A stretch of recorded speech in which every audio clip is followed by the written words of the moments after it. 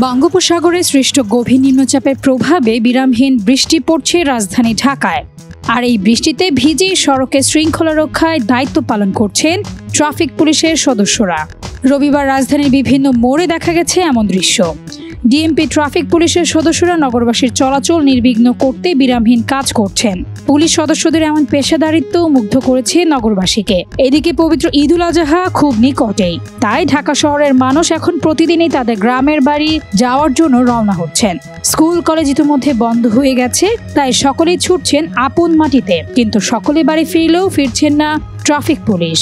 সারা দেশের বৈরী আবহাওয়ায় এখন বিপাকে পড়েছেন সাধারণ জনগণ, কিন্তু তারপরেও থেমে নেই ট্রাফিক পুলিশ। সারাদিন বৃষ্টির মধ্যেও তারা তাদের সর্বোচ্চ দায়িত্ব পালন করে যাচ্ছেন।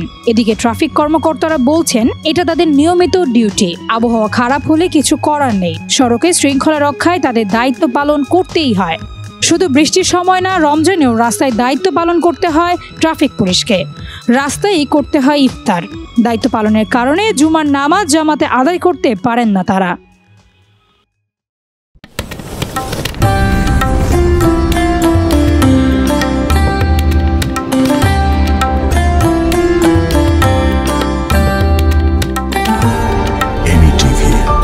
স্বাধীন বাংলার স্বাধীন কণ্ঠ।